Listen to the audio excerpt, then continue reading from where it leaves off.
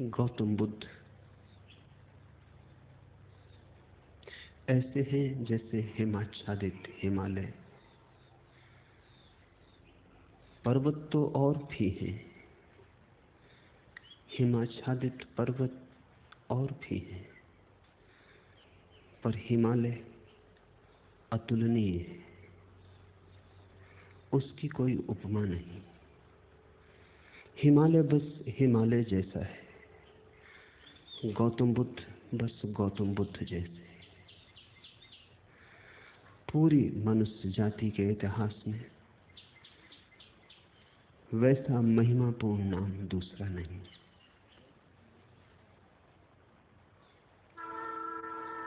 गौतम बुद्ध ने जितने हृदयों की वीणा को बजाया है उतना किसी और ने नहीं।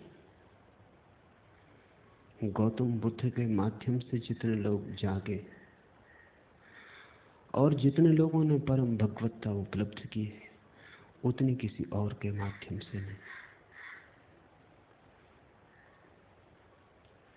गौतम बुद्ध की वाणी अनूठी है और विशेषकर उन्हें जो सोच विचार चिंतन मनन विमर्श के आदि हैं।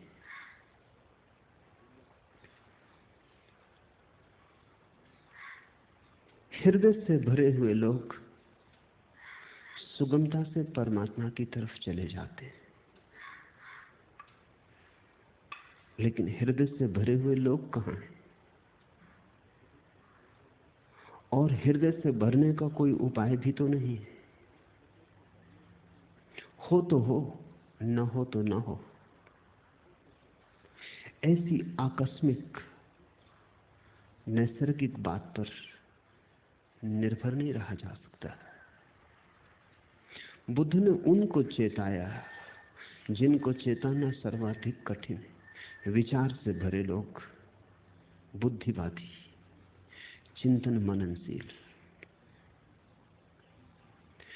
प्रेम और भाव से भरे लोग तो परमात्मा की तरफ सरलता से झुक जाते हैं, उन्हें झुकाना नहीं पड़ता। उनसे कोई ना भी कहे तो भी वे पहुंच जाते हैं, उन्हें पहुंचाना नहीं पड़ता। लेकिन वे तो बहुत थोड़े हैं और उनकी संख्या रोज थोड़ी होती गई है। उंगलियों पर गिने जा सके ऐसे लोग हैं। मनुष्य का विकास मस्तिष्क की तरफ हुआ है, मनुष्य मस्तिष्क से भरा है। इसलिए जहां जीसस हार जाएं, जहां कृष्ण की पकड़ न बैठे, वहां भी बुद्ध नहीं हारते। वहां भी बुद्ध प्राणों की अंतरतम में पहुंच जाते। बुद्ध का धर्म बुद्धि का धर्म कहा गया है। बुद्धि पर उसका आदि तो है, अंत नहीं। शुरुआत बुद्धि से है, प्रारंभ बुद्धि से है, क्योंकि मनुष्य वहां खड़ा है। लेकिन अंत उसका बुद्धि में नहीं। अंत तो परम अतिक्रमण है, जहां सब विचार खो जाते, सब बुद्धिमत्ता विसर्जित हो जाती, जहां केवल साक्षी, मात्र साक्षी शेष रह जाता है। लेकिन बुद्ध का प्रभाव उन लोगों में तत्क्षण अनुभव होता है जो सोच विचार में कुशल है। बुद्ध के साथ मनुष्य जाति का एक नया अध्याय शुरू हुआ। 25 वर्ष पहले बुद्ध ने वह कहा जो आज भी सार्थक मालूम पड़ेगा और जो आने वाली सदियों तक सार्थक रहेगा।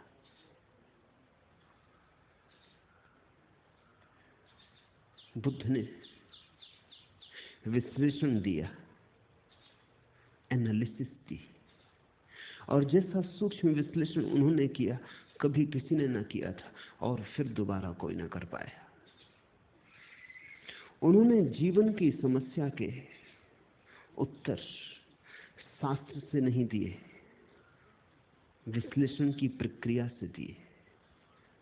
बुद्ध धर्म के पहले वैज्ञानिक, उनके साथ श्रद्धा और आस्था की जरूरत नहीं है, उनके साथ तो समझ पर्याप्त है। अगर तुम समझने को राजी हो तो तुम बुद्ध की नौका में सवार हो जाओगे।